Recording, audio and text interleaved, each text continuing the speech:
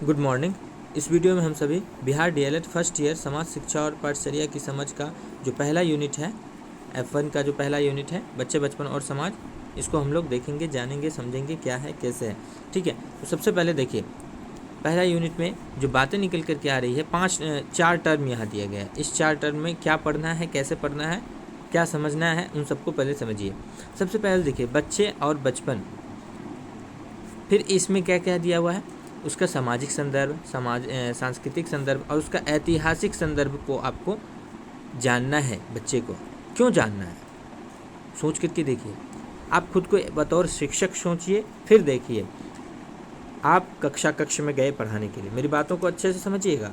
आप कक्ष में गए बच्चों को पढ़ाने के लिए, वहाँ क्या है, सारे बच्चे एक ही पृष्ठभूमि से तो नहीं आएंगे, एक ही घर से तो नहीं आएंगे, अलग अलग, एक ही समाज में अलग अलग घरों से, अलग अलग संस्कृति से आएंगे बच्चे, अलग अलग धर्म के बच्चे होंगे, अलग अलग भाषा बोलने वाले बच्चे होंगे। तो वहाँ आप बच्चे का जो सामाजिक परिप्रेक्ष्य है उसको आप किस प्रकार से समझते हैं, वो किस संस्कृति से आता है, आप उसके संस्कृति को कैसे समझिएगा, उसके ऐतिहासिक संदर्भ को कैसे समझिएगा, इन सब को आपको समझना है। इन सबको आपको समझना है और फिर जो आगे की शिक्षण अधिगम की प्रक्रिया है उसको आपको जारी करना है। तो इस यूनिट में आपको जो पहला बात निकल के आ रही है, पहला आपको बच्चे को समझना है, बच्चे का जो बचपन होता है। अब आप बोलिएगा कि ये बचपन में क्या पढ़ना, तो आप देखिए, विकास की जो अवस्थाएं होती है ना, शैशवावस्था, बाल्यावस्था, किशोरावस्था, इसको आपको इसके अंदर में दिमाग में रखना है। और फिर बच्चे का नेक्स्ट में आ रहा है सामाजिक।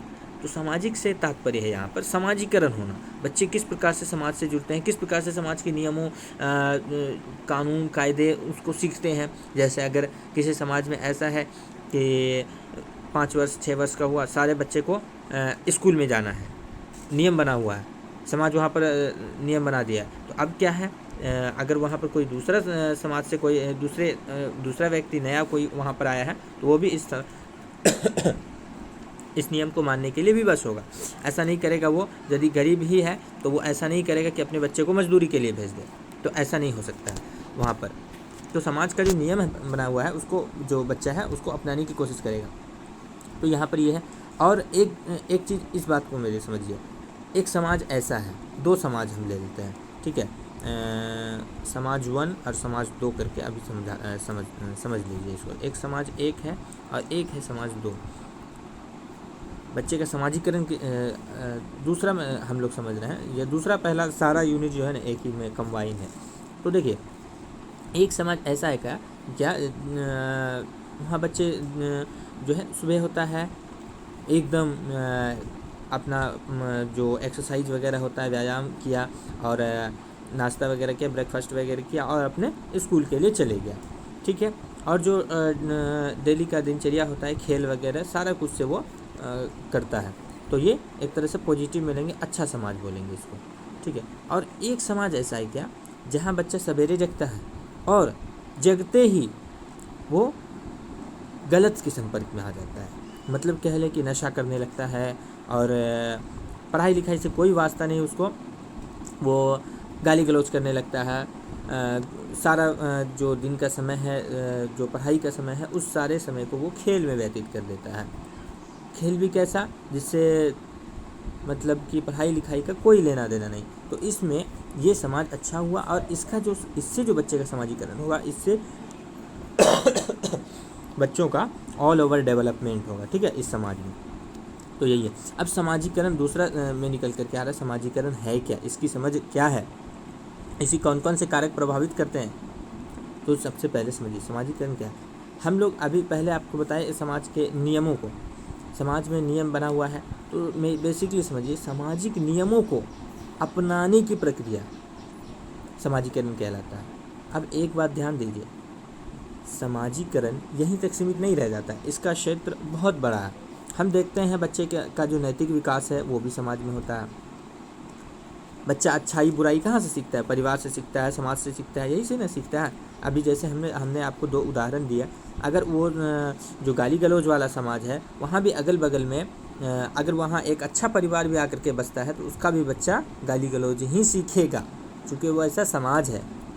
तो समाज का असर पड़ेगा। तो बच्चे का नैतिक विकास भी समाज में होता है, भाषाई विकास भी समाज में होता है, और भी विकास के परिप्रेक्ष्य अन्य हैं जो कि समाज में ही होता है। तो बच्चे का समाजीकरण जो है, सामाजिक नियमों, मान्यताओं, अवधारणाओं, इन सब को अपनाने की प्रक्रिया समाजीकरण कहलाती है। तो अब हम देखते हैं, हम जैसे देखें, अगर अच्छा समाज में है बच्चा तो उसका विकास अच्छे ढंग से होगा।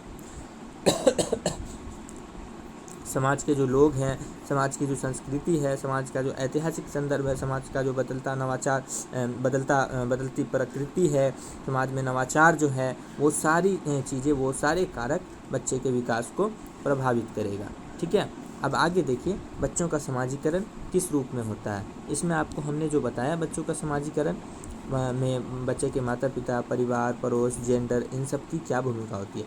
एक बात देखिए, हम देखते हैं हमारा जो समाज है वहाँ पर पहले तो बच्चा माता पिता के कांटेक्ट में आता है सबसे पहले। ठीक है, माता पिता से जो वो कुछ नियमों, कानून, कायदे आदि को सीखता है, वहाँ से फिर जाकर के उस नियमों को वो क्या बोलता है, जो परिवार के लोग हैं, परिवार है, उन सब के साथ शेयर करता है। परिवार में माता पिता के अलावा अन्य सदस्य भी आ जाएंगे उसके, और फिर जब परिवार से वो सारे नियमों को सीख लेता है, फिर पड़ोस में जाता है, आस पड़ोस, पड़ोसी के बच्चों के साथ वो खेलता है, मिलता है, जुलता है। तो वहाँ पर क्या है, वो अपने परिवार की जो मान्यताएं हैं, नियम है, उनको वो उनके साथ शेयर करता है। जैसे अगर दो परिवार ले लें, एक परिवार से बच्चा गया जहाँ के लोग सवेरे जगते हैं, सभी एक दूसरे का सम्मान करते हैं, जो भी अलग अलग धर्मों के हिसाब से प्रणाम या फिर सलाम या जो भी करते हैं सुबह बच्चे जगकर। तो वो एक बच्चा ऐसा है, और दूसरे वो बाहर जब गया दूसरे बच्चे से मिला, तो वो बताएगा, उसे कहेगा कि देखो हमारे परिवार में ऐसा होता है, हम सवेरे जगते हैं,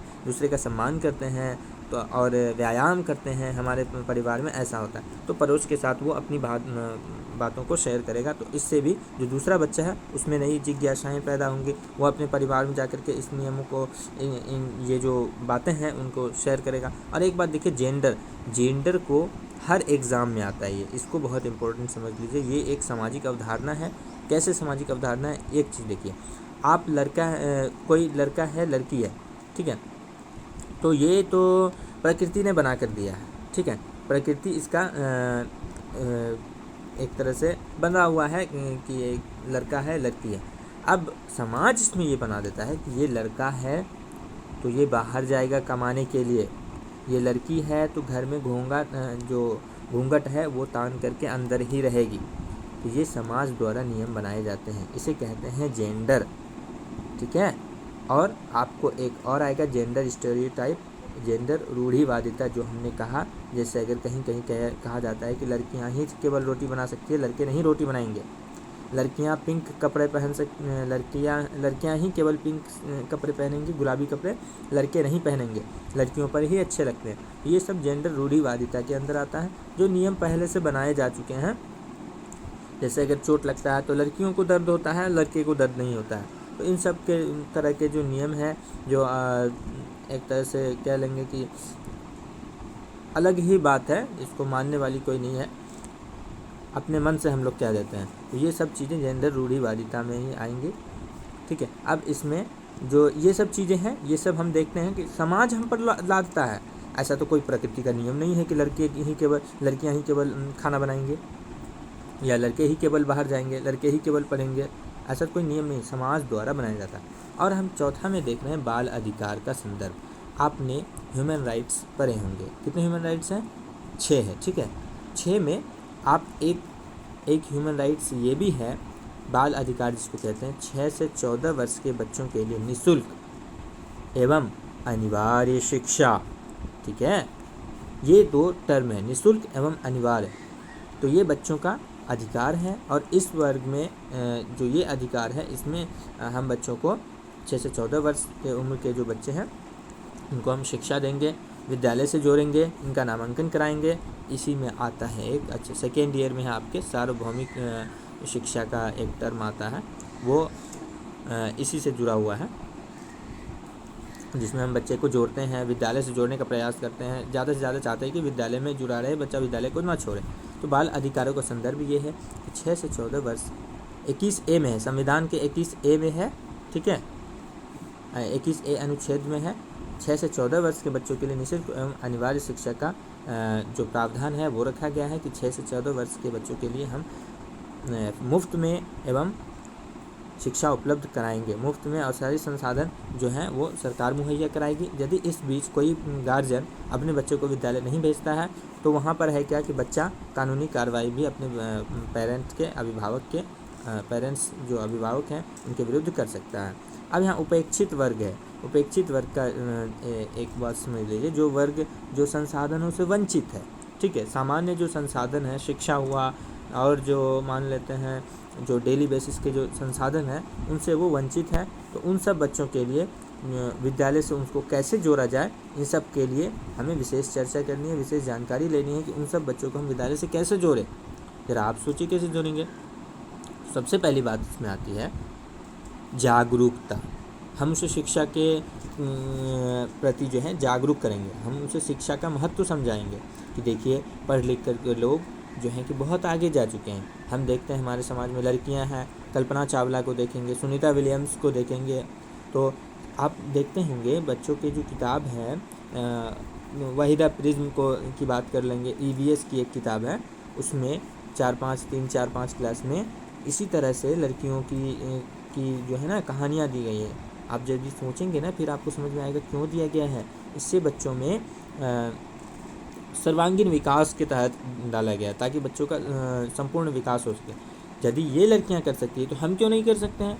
इस तरह से बच्चों को अपना अधिकार का पता चलेगा और बच्चों को विद्यालय से कैसे जोड़ा जाए। उपेक्षित वर्ग से आने वाले बच्चों को या अभिवंचित वर्ग भी इसको बोलेंगे, जिसे संसाधन के बारे में जानकारी नहीं है या संसाधन से वंचित है, उन सबको हम विद्यालय से कैसे जोड़ेंगे, कैसे उनको विद्यालय में बनाए रखेंगे, कैसे हम उनको शिक्षण अधिगम प्रक्रिया से रूबरू कराएंगे, उन्हें शिक्षा देंगे। ये सारी चीज़ें आपको इस यूनिट में पढ़नी है। उम्मीद है आपको मेरी बातें समझ में आई होंगी। अगर समझ में आई है तो फिर अच्छे से पढ़ाई कीजिए और आगे बस लगे रहिए। हम लाइक सब्सक्राइब के लिए नहीं बोलते हैं, अगर करना है तो आप कर सकते हैं, आपकी मर्ज़ी है। ठीक है, फिर मिलते हैं नेक्स्ट वीडियो में।